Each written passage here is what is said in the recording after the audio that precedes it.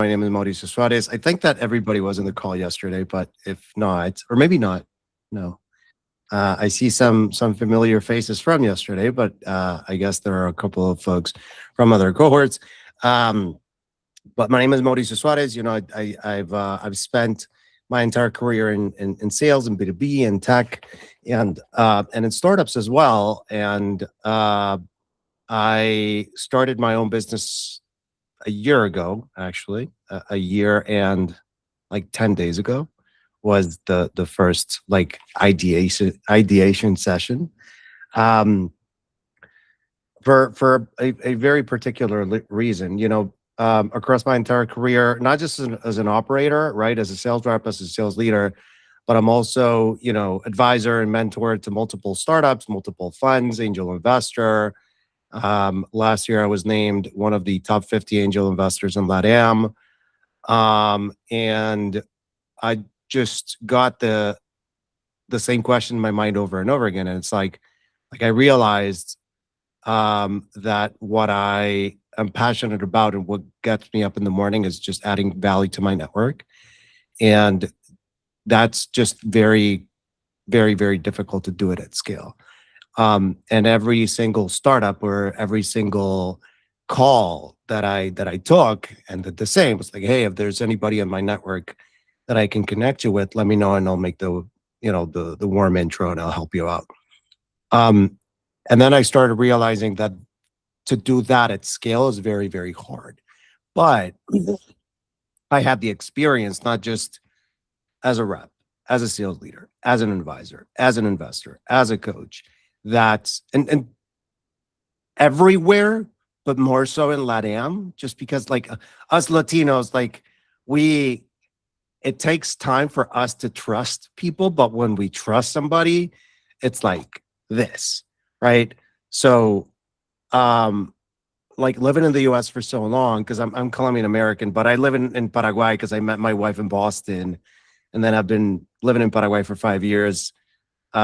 We've been here for 2.5. We've been waiting for 2.5 years for the government to just decide when they're going to approve my wife's green card for us to move back to the US.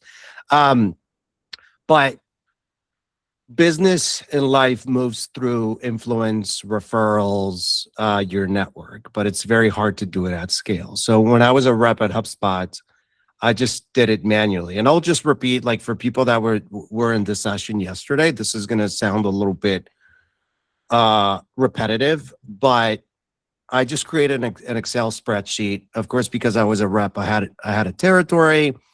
Actually, back in the day, we didn't have technically a territory. We just had Spanish-speaking LatAm, Brazil. Because I don't speak Portuguese, we had two different teams. And I just decided to pick my ICPs, right? I used to sell to, insurance companies, financial services, education, e-commerce, and what's the fifth one? And software companies.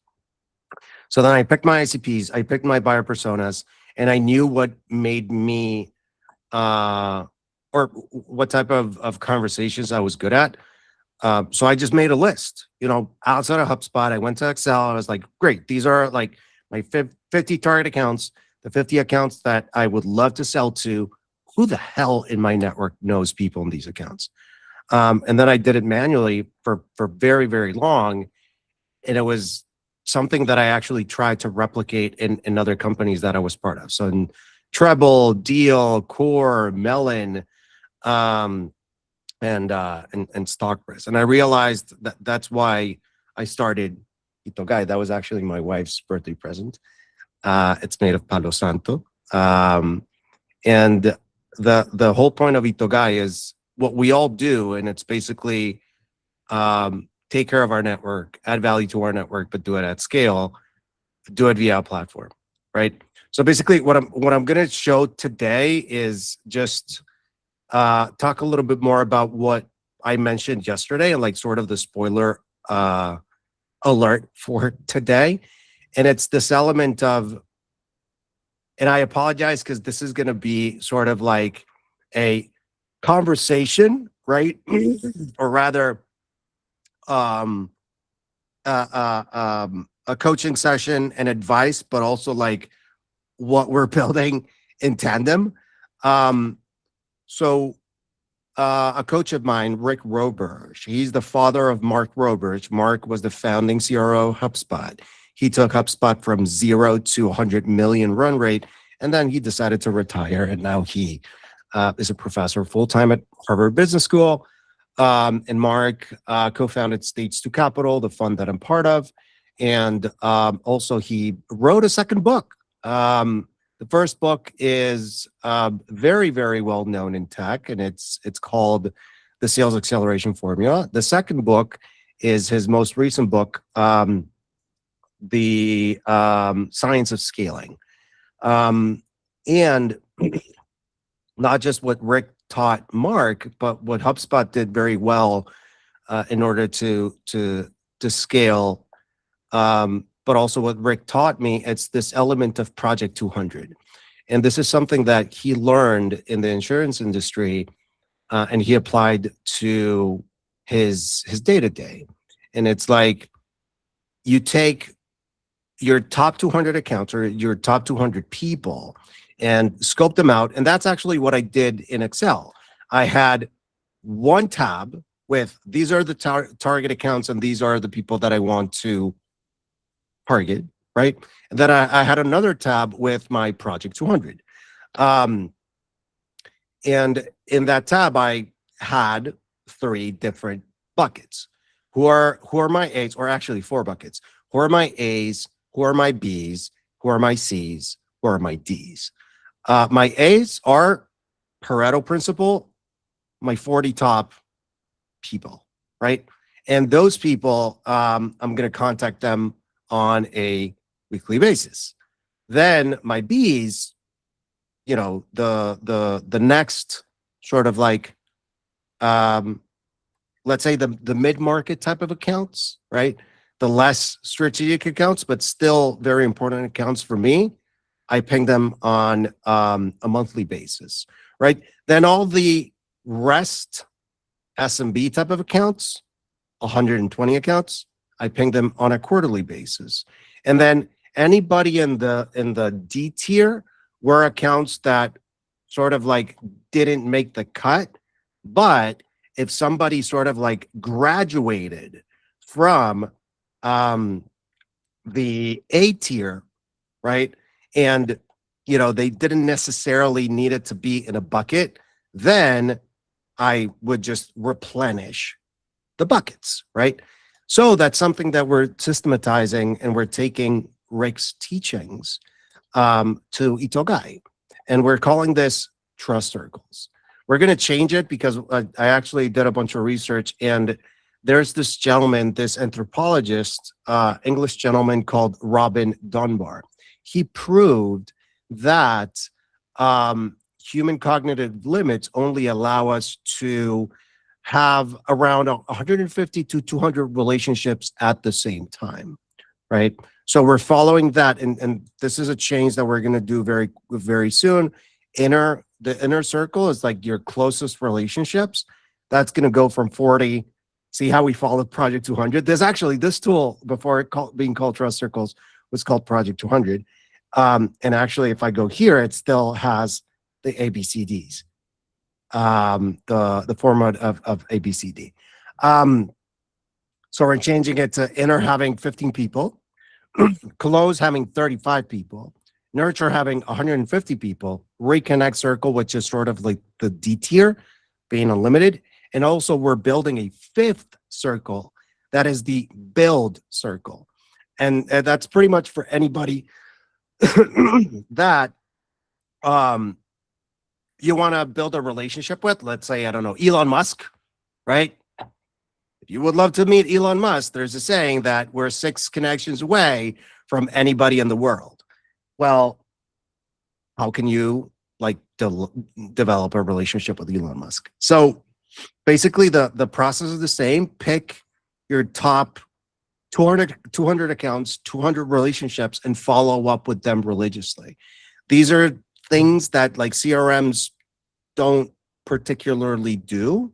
And this is something that allowed me to, and if you go to my LinkedIn and you look at my bio, actually, I'll tell the story. I was a HubSpot for 52 quota carrying months. I hit 175 or 176% of historical quota. And I sort of like broke every record out there, right? And I sold HubSpot's 2 largest clients globally. In almost 5 years at HubSpot, I can't remember how many cold calls I made, but I think it was none. I can't remember the last time I made a cold call. And it's funny because when I was at the beach thinking about like, what do I want to do? I was a deal, and like I was brought on to sort of like replicate what we did at HubSpot and sort of like replicate that relationship-led go-to-market that helped us do very, very well. And I wanted to replicate that at Deal. But then I was taking a break. And I was with my wife, and I was like, what do I absolutely love doing? And what made all of these people that were the HubSpot partners that I used to work with? I picked up the phone. I called them and I was like, hey man, hey Franco, hey Ceci, hey Rania, do you want to do the same thing that we did at HubSpot, but now a Deal? Everybody said yes. And with Antoine Sauze, he's still a Deal, great friend. And we had the same motion. In like 45 days, we had like 30 partners signing up. So that's like the power of those relationships. And then I realized that thinking through my entire professional career, every single opportunity that I've had, regardless if it was a job at a company like HubSpot, like Treble, like Melon, every single fund that I've been part of, Stage 2 Capital, Pygma, 500, any accelerator that I've coached, any startup that I've invested in, every single one of them either came through a referral. Well, every single one of them came through a referral, right? Like a mutual relationship, either because I asked or because I was referred. Of course, I had to like interview and all that kind of jazz. But I think that trust is, and relationships are way more powerful that we give them credit. So that is the essence of itogai and sort of what I want to surface and sort of make something that's reactive today proactive. So I guess I'll shut up for a second. That is like the bread and butter that I would invite all of you and do it through itogai. Don't do it through itogai. That's really up to you. But basically the concept is, it's proven that humans have cognitive limits where we can only take care of around 150 to 200 relationships at the same time. So do not fall, or in this table that you build, call it Excel, call it whatever, piece of paper, whatever it may be. Do not put more than 200 people. And my advice would be to segment it in buckets, right? What we're doing with trust circles now, we're calling them circles, right? But segment them in Rick Roberts. If you go on Google and you type Rick Roberts Project 200, you're going to see like 10 posts of Rick talking about Project 200. And Project 200 is specifically for clients and specifically about buckets, and it's 40, 40, 120. And it has 4 buckets or 4 tiers, A, B, C, D, right? What we want to do with trust circles is a little bit different, or similar but different. And it's more about the relationship itself, right? It could be a client, it could be a friend, it could be a former colleague, it could be a boss, it could be anybody that you think of that of a relationship that that you want to nurture, right? Or that you want to take care of. So I'll shut up for a second. I guess I'll stop sharing. What questions come to mind for people that were yesterday in the session, and for people that I guess weren't, but sort of that we've interacted in the past? What questions come to mind? And Chuko, great to see you, bro.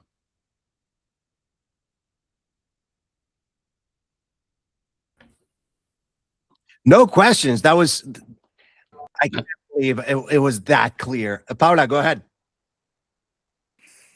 Okay, hi. Good morning, everyone. Thank you, Mauricio. I think my question is not a bit off the topic, but I was discussing with another Landa member yesterday that we felt like uh, the I know yesterday we had a very short time for like talking about networking, lead generation, and everything, but we sensed that there was no like clear cold calling strategy. So I don't know if you could tackle more into that, or if this system of the trust circles is going to lead us to that. Yeah. So my advice there, and this is why I sort of like I pound on, and I sort of like lean on Project 200 so incredibly hard. I know that cold outreach still works, and I'm not saying don't do it. What I'm saying is try to map out your network, because you might, the deal might, like the opportunity to close the deal or to open the door, it might be right there, but you might just not see it because you don't have that visibility, right? So, second largest client in HubSpot's history, 100% closed through referrals. It was this champion that left his company. He moved to this other company, and he had implemented HubSpot in his previous company. And he joined the company, and he's like, HubSpot, HubSpot, HubSpot. He joined as a director of marketing and content, or branding and content. He was like, I need HubSpot, I need HubSpot, I need HubSpot. He sold HubSpot internally, got everybody on board. And the deal was like, back in the day, the sales process at HubSpot took about 2 to 3 months. And this deal was between 40 to 45x bigger than the average sales price. And the deal was going to die, like out of the blue. Like the deal was ready to close. It went to legal. It went to procurement, and it was going to die. So I was very pissed off because my champion was very excited. Everybody was very excited. And I had a call with a HubSpot partner, a weekly partner, that we just chatted about life, right? And so I was pissed off that the deal was going to close. He saw my face all pissed off. It's like, Mauri, what's going on? So I told him the story. It's like, no, dude, I have this deal, great deal. Everybody's excited, and now the deal's in procurement and legal, and it's gonna, we're gonna lose the deal. And it's like, may I ask what company this is? It's like, well, I can't because we have an NDA, but what I can tell you is it's a very big financial services firm out of Argentina. So he goes, it's like, well, I know all of them. Is it this particular group? And I was like, yes, it is. I was like, are you shitting me? I was like, no, I'm not. Like, I'll call you back in 5 minutes. Hangs up the phone, or hangs up the meet, the Zoom, whatever. Calls me back in 5 minutes, or joins back in 5 minutes, and he says, the deal done. The contract will be signed tomorrow. I had no clue that one of the closest people that I had in my network was best friends with the CEO of that company. They had asado every weekend, and they played soccer football every Friday. How the hell was I supposed to know that? And next day, deal closed. So it's like, that is what I'd suggest before jumping on and cold emailing, cold calling, doing all the cold outbound. Take a step back, look at your existing network, and see who can connect you to those people. For example, when I was at Deal, one of my most strategic target accounts, Telemercado out of Argentina. Okay. Little did I know that Telemercado was already a client of this friend of mine, Franco Coluriale, that, they already worked with a person in my network. So instead of having to call Telemercado, I started to work with Franco to, to get Deal into this account. So that is what I'd suggest before jumping the gun on cold outreach is So go ahead. so just like for follow-up question, very quick, Mauricio, you say that in terms of strategy, you would definitely, let's say, I don't know, it's a 70-30 rule. You would start with your network, definitely prioritize your network and not prioritize cold calling. And in terms of like percentages, would you say 80-20, 70-30? Because I've been selling, as I told you yesterday, like for 6 years just through my network, and it Yep. has worked greatly. Mhm. But what was my constant concern is that I may be losing or not tackling other clients that are out of my network, right? Mhm. So what do you advise on that? Like how to balance cold calling with the network and trust circle strategy? And then the other thing that I would add there, and this is something that that we're doing with the algorithm that we're prototyping right now, and it's the element of you have a great, valuable network, Mm-hmm. but you have to take care of it because Mm-hmm. if you abuse it, then it's this element of social capital, right? And network strength and similarity and closeness and trust and momentum, right? And Yes. so it really depends, and each relationship is different. So I would advise like 80-20, right? But 80-20. the process is the same as what are your target accounts, right? ICP, and that's the other Mm-hmm. thing. Like I've been in sales my entire career, and I kid you not, like there's a big misunderstanding between ICP and buyer persona. ICP is exclusively the company. It has nothing to do with a human. ICP Okay. is the company, buyer persona is the person, right? Buyer So it's persona, like you would say, is the decision maker, it it or not really?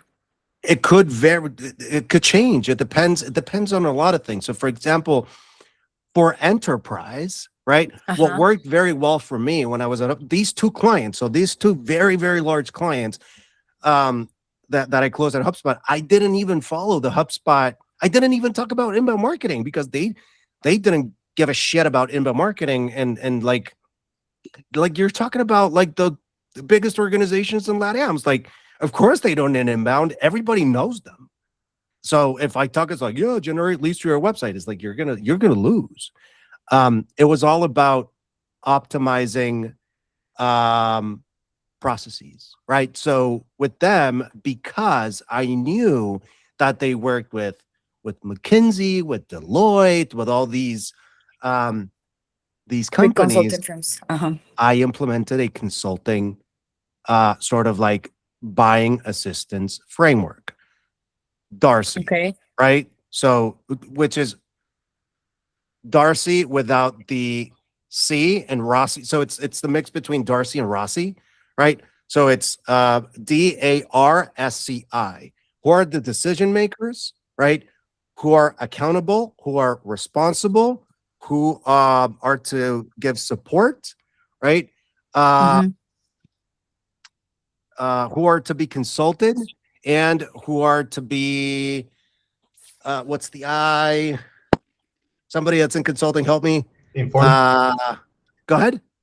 Informed. Thank you. Informed. Informed. Thanks, Ben. So and that's very consulting like, right? To map out who needs to do what by when and who needs to stay like on top of the process, because decision makers, you have multiple decision makers. You can Of have the course. economic buyer, you can have, you can have the implementation champion, you can have the person that's going to use it on a daily basis, You can have the signatory, the economic buyer and the signatory, but sometimes are complete different people. So, and in today's day and age, every company, regardless if it's a one-person decision, for example, if for anything that I buy, I have to consult my wife. So it's like you have a decision-making committee, right? So the decision-making committees, even if it's one person. No, yes, I wanted. I was just like asking that question because you were saying like do not confuse ICP from buyer persona. So like in a simple manner, like how would you like tell the main difference? ICP is company, buyer persona is person. Okay. Okay. Thank you. Sure. Right? Yeah. Who's next? Thanks, Paula. Go ahead, Andres. Thank you, So, Mauricio. Hi Mauricio, how are you? So you mentioned like the structure, like Mhm. all like the structure, the columns, A, B, C, but what's behind, like more on the human and relation, like behind the structure? No, you mentioned that you have to be careful about the human capital. How do you do this, like interactions and conversations?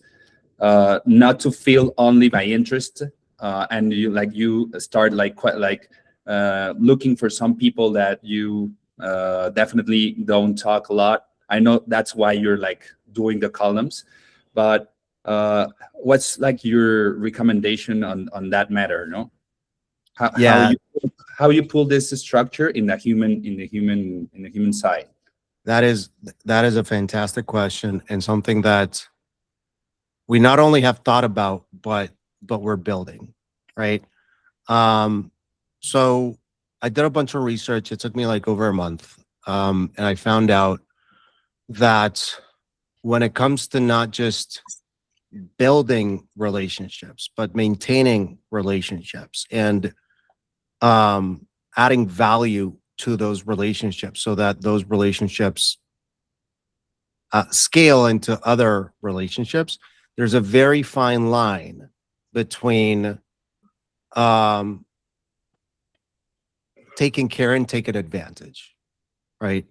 And if you take care, beautiful. But if you take advantage, that is going to bomb your potential opportunity, not just with that person, but with the people in that person's extended network. So, because when we started Itogai, and if you actually go to itogai.com, it's now .app, we had to change the domain. If you go to the website, it's going to talk a lot about the why. It's going to like, you're going to like feel that it's a lot of like warm intro jargon, right? And it is like when I started this idea and like working with Franco and Ceci and people in my network, and even how I got to Landa, right? That was Chuco cold messaged me in LinkedIn, but because he worked with Pedro and I knew Pedro, I've known Pedro for like 10 years now. I've known him since my HubSpot days. I can't remember if he bought from HubSpot, but we met when I was at HubSpot. So I replied to Chuco because he met Pedro, or he was working with Pedro. I was like, oh, if this dude knows Pedro Marin, yeah, I want to help, right? So that element of taking care versus not, right, and sort of like abusing the relationship is something that in this research, what we found is that relationships are multidimensional. And the algorithm that we're developing right now is a 6-dimension algorithm. It takes into account closeness, trust, strategic value of the relationship, momentum of the relationship, that specific network capital, and the similarity, right?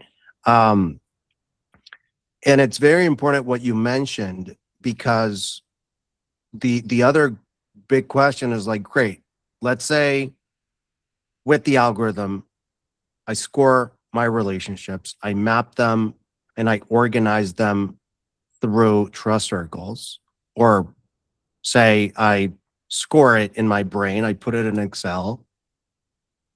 What about the context? Every relationship is the same, and every relationship lives in different channels, right? And what was the last thing that we said through which channel that would make my outreach relevant? And if I think, for example, about my like closest 5, 10, 15 people, I kind of have that context here, right? I know the last thing that Chuka and I talked about, right? I necessarily don't need a platform to tell me. But what about those relationships that I haven't chatted with in 3 to 6 months? What was the last thing that we said? What's in it for them? What's in it for me? Why do I want to re-engage? Maybe they want to re-engage with me and have the same problem of they don't know what to say, right? So it's all about, when I was at HubSpot, we used to pitch inbound as the motion that it allowed a salesperson ping the right person at the right time with the right context. So say, hey, Pepito, I noticed that you went to our website, downloaded this ebook, and happy to chat more through it. It sounds like you're looking to solve XYZ. We're thinking of doing the same, but with those relationships. So I'm going to start sharing my screen again. And this is a prototype, right? But actually, hold on. I'm actually gonna give you guys a quick demo because I want. And by the way, I would love feedback because here, hold on. One sec. I'm just gonna do this live with Brandon. Check it out. Every relationship lives in multiple channels, right? So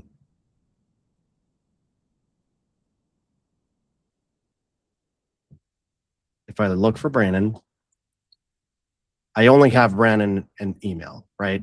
He's the founder of Peel, or co-founder of Peel. They just got acquired by Consensus.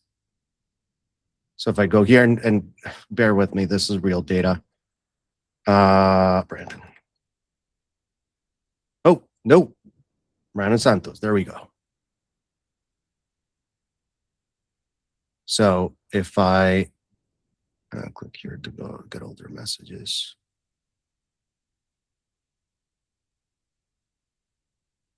By the way, if you guys want to learn more about Project 200, episode 3 of the Trustbound Podcast, we launched it a month ago. It's precisely with Rick, and we talk about that. Boom. Oh, I need to. I got to merge this, but basically, it's pulling automatically. Let me just merge this contact.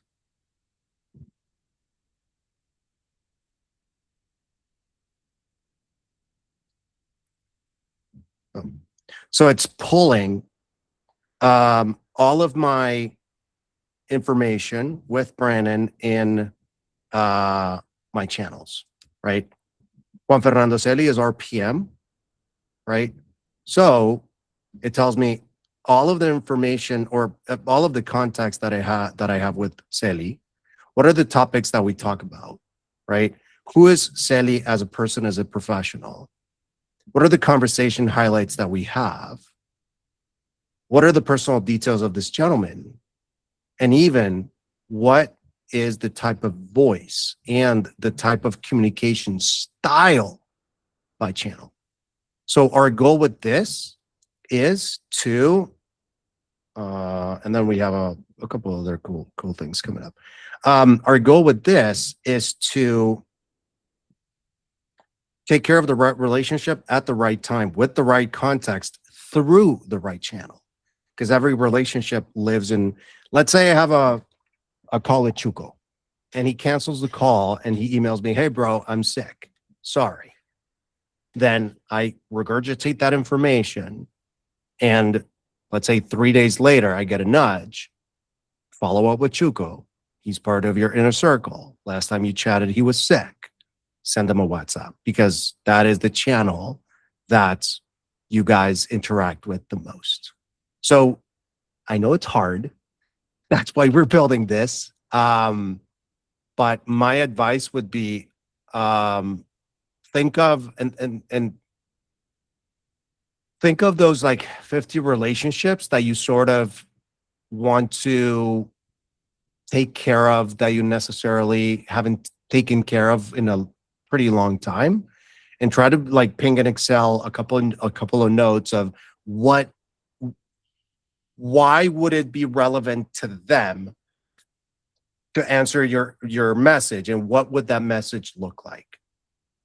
That'd be my advice.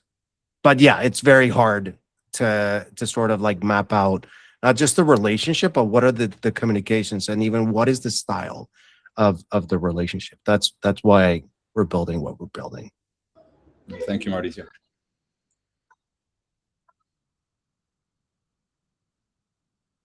I think Juana's up. Yes. Thank you so much.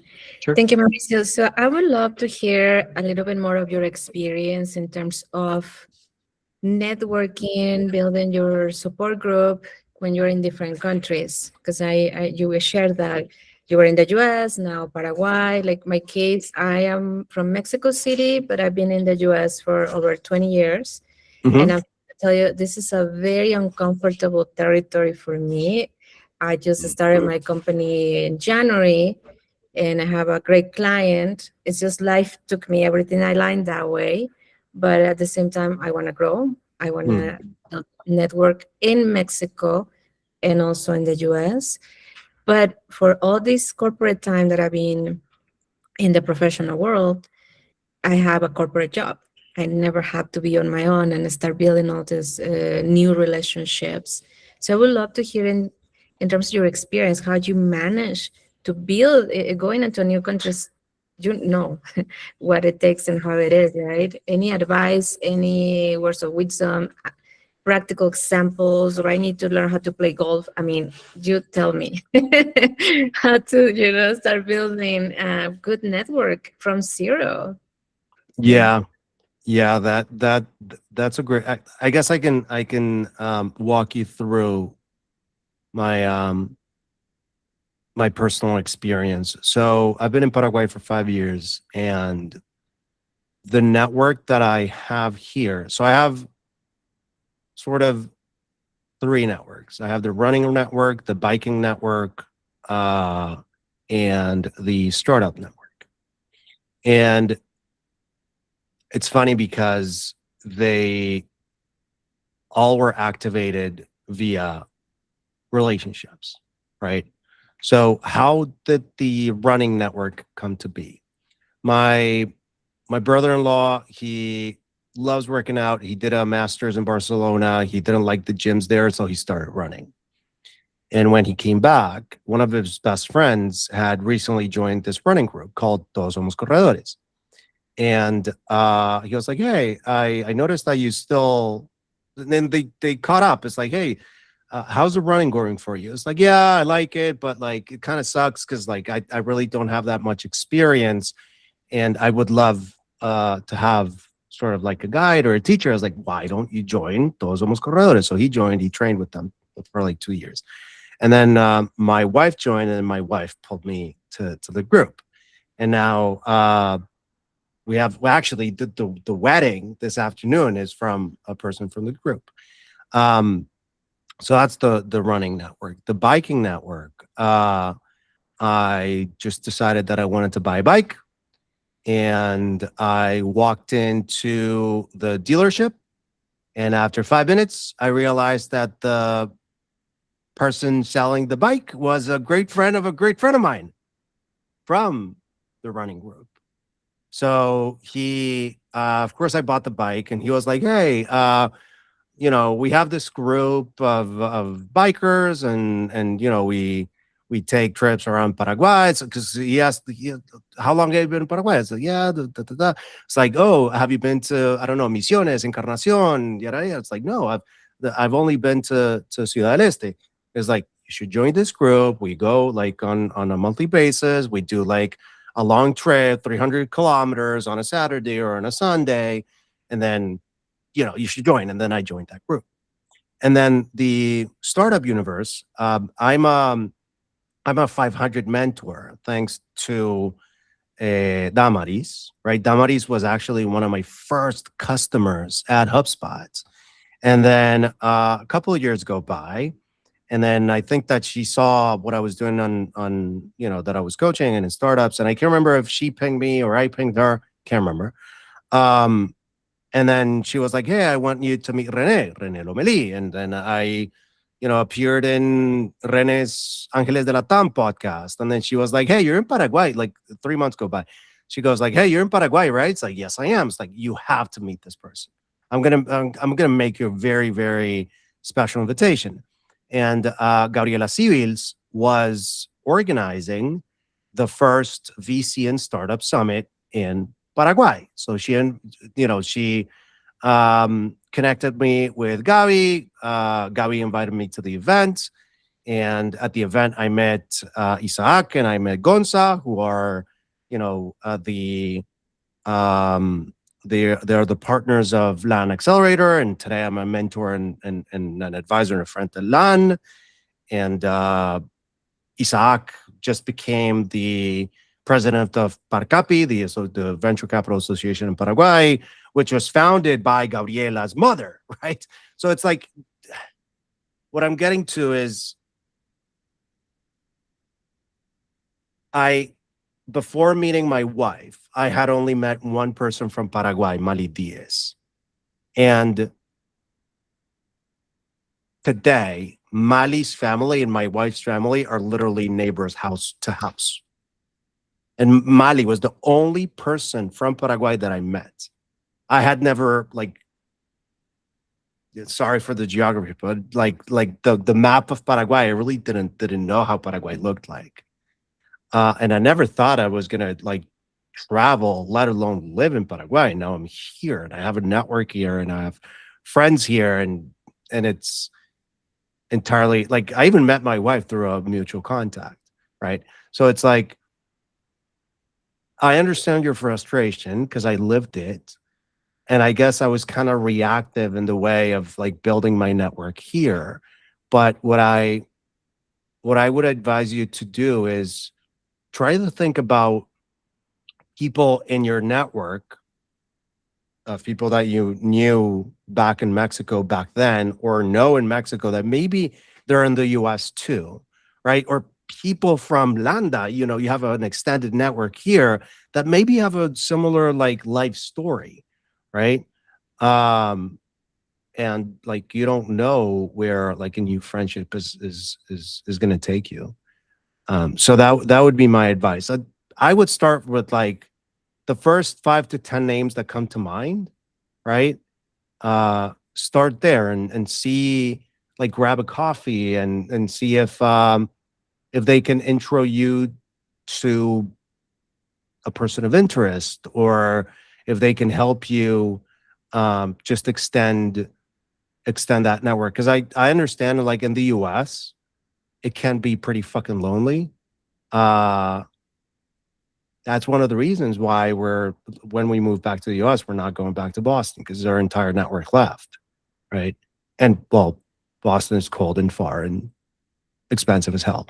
But that would be my advice. Map a couple people, right, in your network, and see who can you start generating relationships with remotely. And eventually those people might lead you to somebody that is right there at your doorstep. Yeah. Thank you, Mauricio. Sure. Thank you.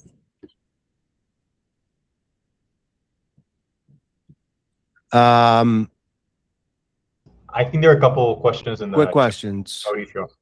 Maybe you can check those out. Yeah, give me one second. Yes. George, yeah, that's right. Be more sharp with your own network. It's take care of those people. It's for example, Tiago Correa and I, we were strangers. He joined HubSpot December 2016. We were coworkers for almost, for 4.5 years.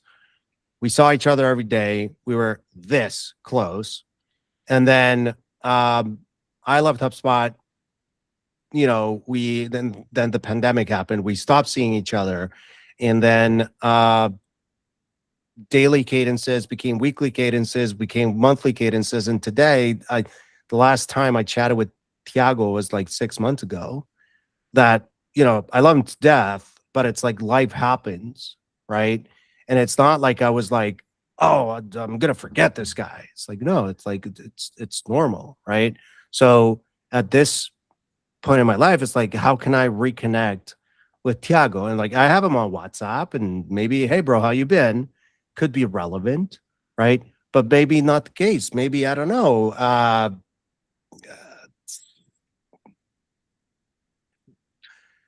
Maybe there's a signal and something more relevant to him that I can use to like re-spark that that connection.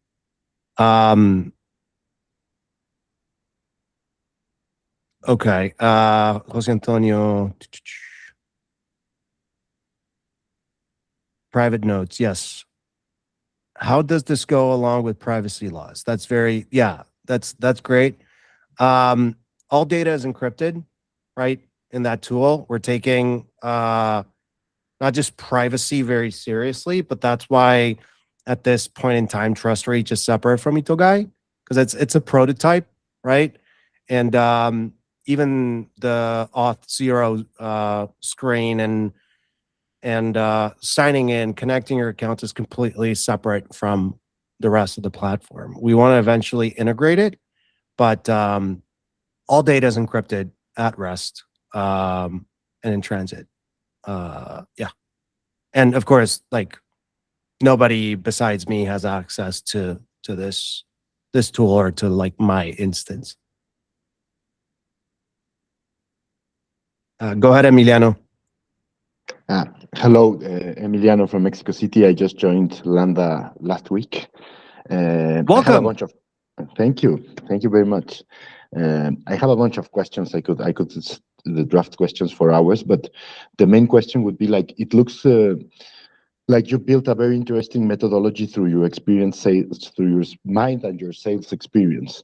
But you're now working or reaching other like models, no, mathematical models. I'm a mathematician, by the way, but I'm just curious if you could give like an overview of how do you model this mathematically. I'm thinking about value networks, about the networks of networks, and many other things, very geeky things, very nerdy things. But if you can give like a huge overview of how are you modeling this technically, not. Let's not get too technical, but how are you modeling this mathematically through networks, network models, and that kind of thing? Yeah, the research gave us like 50 different formulas and multiple different algorithms that we're mapping into one master algorithm, right? And basically, closeness is how active the relationship is based on communication recency and communication frequency. Trust is basically how much social capital you've built and whether that person would vouch for you. The strategic value is essentially how structurally important this person is in your network. The way we're thinking about momentum is, you know, which direction is the relationship going? Is it growing, right? Is it sort of like remaining stable, or is it quietly decaying? Similar to what happened with me and Tiago's example. Network capital, we're thinking about this around what is the unique access that this person can open up for you, and what resources can this person give you, right? And then similarity, how aligned are you in attributes and goals to this person that basically would predict how fast trust will form with this person, and of course powers ICP matching for people not yet in your network. That's how we're thinking structurally about it. And of course, to all of this, there are math equations, there are indexes, there are a bunch of things that we have it in the document. But yeah, that's in essence like, and I'm not a mathematician, so that's the way how we're thinking about the algorithm itself, right? And it takes like, probabilities in mind and weighted scores, and our goal is to score not just the seller, but what we're calling the bridger and the target, right? And that relationship between the seller and the bridger and the target. For example, if you don't know Chuco, but you know me, and you want to target Landa Club, right? Landa Club is your ICP, and Chuco is right up your alley in terms of buyer persona. It's like, great. You want to contact Landa, you want to get in touch with Chuco. Who in your network do you know that could bridge you to Chuco, right? Let's say, me. Great. What is our trust graph score? Trust graph is the name of the algorithm. That taking into account all of these 6 dimensions, when you ask me for a warm intro because you want to talk to Chuco, what is the probability that I will say, yes, Emiliano, I'll intro you, right?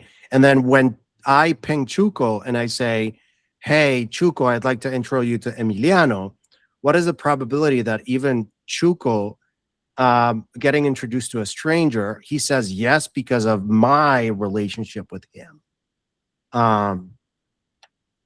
That's in essence what we're thinking about, and why it's a 6-dimension algorithm. It's amazing, and I might have some ideas about the next question if I can take another 2 minutes. It's because you will need to add value if you're introducing me to Chuco and in Landa. You must you might want to add value to both of us through the introduction, no? So where do you put this in the model? I have a couple of ideas of where will I put it, but do you take accountability of that? Like, why would I want to talk to him, and what would he want to talk to me if you're the bridge? Exactly, and like, what's in it for me? What's in it for him? And that goes both ways. That's a question on the buyer side, on the bridger side, and on the seller side, right? So you have. That's why, for example, we're thinking about both strategic value and network capital. For example, Brian Halligan, a person that yesterday I said that I sat, that fear is the killer of opportunity. I sat right next to Brian Halligan, the CEO and co-founder of HubSpot, for 2.5 years.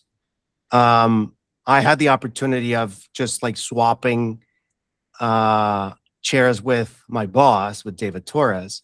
And I was like, screw it. I'll just sit next to Halligan. And we built a great relationship. To this day, if I send him an email, he'll reply like that in less than 5 minutes, which I think is very special. So if you ping me and you say, hey, I would love an intro to Halligan, my first question is, what's in it for Halligan? And what's in it for me? Because if that intro goes well, great. But if that intro doesn't go well, what is the negative impact of my relationship with Halligan?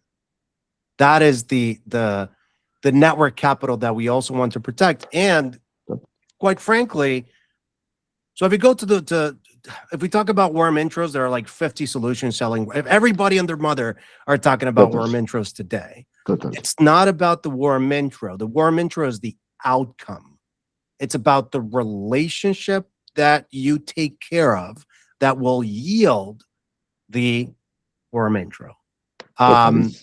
So we're thinking about that, and it's taken, so this six dimensions, it's back and forth, right? It's not just when Emiliano is looking for an intro to Chuco. What is, for example, on Emiliano's side of the house, what is Emiliano's sort of like trust graph score with Mauricio? But what is Mauricio's trust score with Emiliano? What's in it for Emiliano? What's in it for Mauricio? What's in it for Chuco, right? And that's why it's 6 dimensions. Amazing, because it's you talked also about a very important thing. It's you might risk a relationship if it doesn't go well, or if it doesn't make sense for any one of us. It will be like, why is Mauricio calling me for this introduction? Right. And it's amazing, and I understand you have quite an interesting experience doing this. It would be also like quite interesting to see how it's mathematically done about that, like that particular spot. Like why would that make the introduction? It's amazing. Thank you very much. It's much to think. You're welcome. Any questions that people have? I have a couple more minutes if you guys want to extend yourselves. Any questions that have come to mind that maybe I haven't done the best job in answering, or any follow-ups to anything that we've talked about so far? I'm happy to go first, Mauricio. Thanks Yeah, for dude. taking the time as always. I think 200 can seem a little bit daunting for some people. So I guess like pretty tactically, what would be the minimum number of buckets and contacts you would start with, especially for folks in this segment who are kind of just starting betting for their offers? What's the minimum you'd suggest? Like we asked for 15, for example. Is that too little, too much? That is a great question. And actually, I was supposed to have a call with him today, but I forgot about the holiday. Cesar Trujillo. We had our onboarding call on Monday, and it took him about over 10 minutes to answer 4 very simple questions and to map out who would be the 12 to 15 right people to put in those, like to answer those questions. So one of the questions we ask for the inner circle, which are the top 15 people, who are 3 to 5 people that you call into in the morning. Actually, I'll give you guys the questions. Let's actually do this live. I would say not more than 50. Definitely have 50. Definitely have and I'm just gonna go to the dev portal, not the real. So 50 people have the 5 circles, right? Inner circle, close circle, nurture circle, reconnect circle, and damn it. Hold on. I have to go to the platform because we're testing the flow here, the self-serve onboarding flow. Hold on. Who are 3 to 5 people? I just okay, so go on Excel and put who's my inner circle, my close circle, my nurture circle, my reconnect circle, and my build circle. People that I'd call at 2 in the morning, right? These 5 people. Great. Who are 3 to 5 people that I'd catch up on a monthly basis? That is, so blue, or in this case, blue, let's tell me blue, the who would you call at 2 in the morning? That's your inner circle. The who are people that you catch up monthly? That is your close circle, right? We're 3 to 5 people you want to stay connected with. This is the nurture circle, right? Who are 1 to 3 people you've lost touch with, but want to reconnect with? This is, you guessed it, the reconnect circle. And then who are a couple of people that you want to build a relationship with? That would be your build circle. I would start with 50, right? But follow, follow those rules. And why 50? Because dividing 200 by 4 is easy, right? And if you out of a total of 200 relationship, you would have 15 people in your inner circle. Well, put 4 out of those 50. Find who are your top 4 people that you call at 2 a.m. Boom, put them in that inner circle. For the close circle, find those 9 people that you catch up on a monthly basis, right? Or you can do it in Excel, or you can just create an account at itogai and try it. I'm looking for feedback too, and building with the network. So, and for nurture circle, which is the rest of the 150, just put the rest. Put, I don't know, if 50 still feels daunting, I'd say put 20, 25 people. Yeah. Amazing. We're looking forward for a special view for itogai for Landa members. Absolutely. Yeah. Sure, please, sure. Absolutely. Any other questions that come to mind, guys?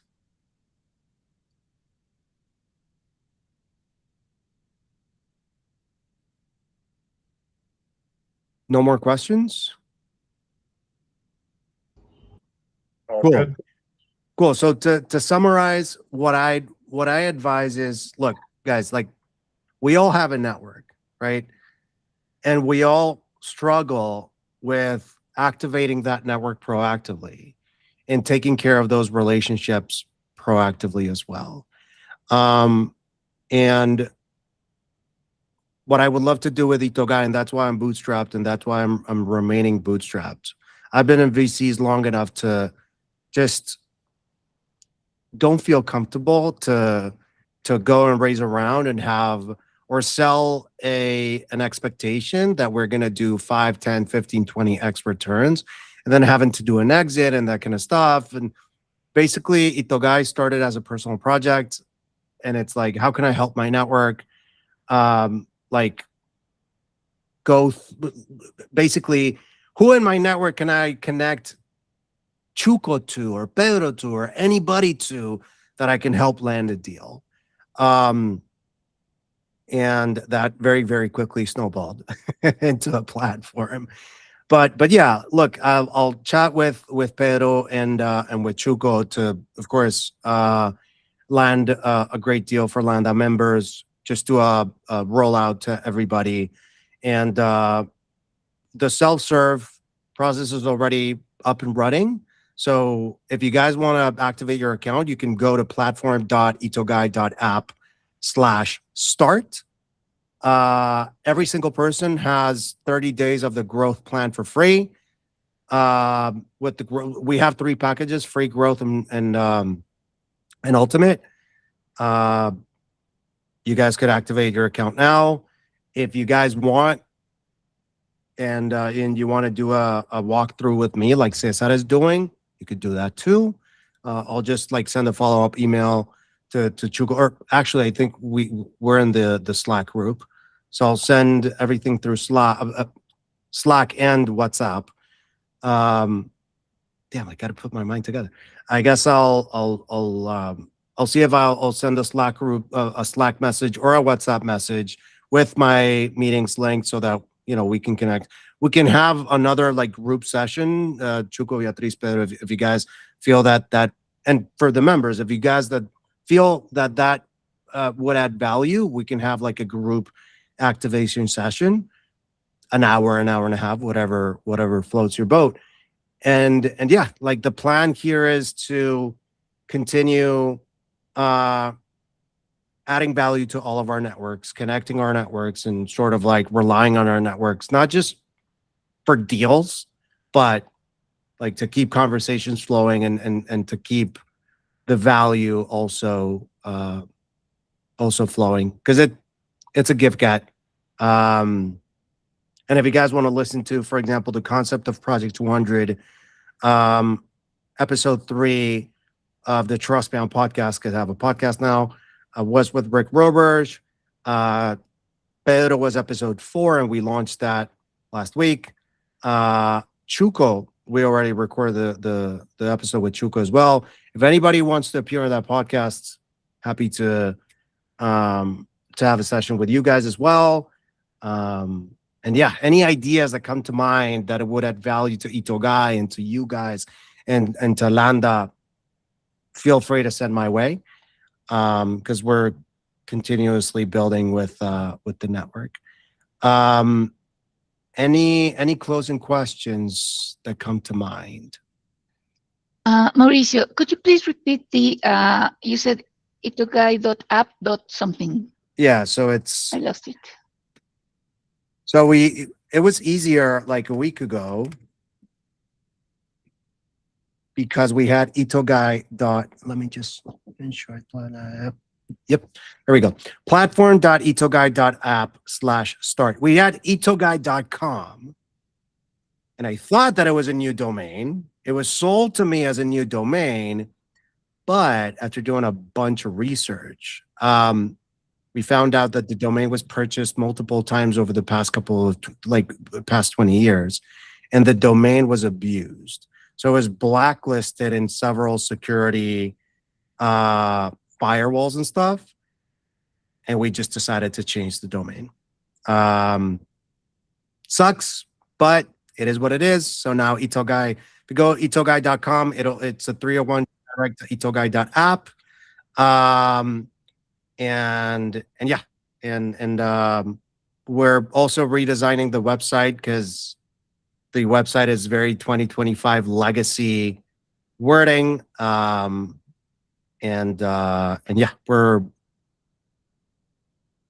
doing a full-on redesign with the 3 products, which are Trust Graph is the algorithm, Trust Circles is the system to organize the network. So we help you score the network, organize the network, and Trust Reach is the communications layer, which helps you act on your network to continuously add value to that network and add value to the relationships and take care of those relationships, and not take advantage, because it's a pretty fine line. Cool, folks. So thanks for the extra 10 minutes. If anybody has any questions, I'm on Slack, I'm on WhatsApp. You have my email, you have my LinkedIn. I'll send my calendar invite, and then we coordinate with Landa to set up like a group session. And again, any feedback, I guess this is the good thing of being bootstrapped. I have my own goals, but I don't have any VCs or anything anybody in the background saying you have to go 10x. No. So anything that feels off or anything that's missing, I would love your feedback. Any ideas of how we can make this experience better, not just the like itogai onboarding, but platform or anything that comes to mind, specifically all of you that have more of like the consulting lens.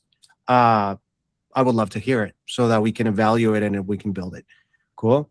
Have a great weekend, everybody. I'll sync with the Landa team. And again, I'm not saying don't do cold outreach. What I'm saying is take a step back, look into your network, map your network out, because there's massive value there that is pretty dormant. Amazing. Awesome, guys. Thank you so much, Mauricio, for this session. Thank you, Mauricio. And have a great Everyone. weekend. Fine. Bye. Looking for the new version. Bye, Bye. everyone. See you. Bye-bye.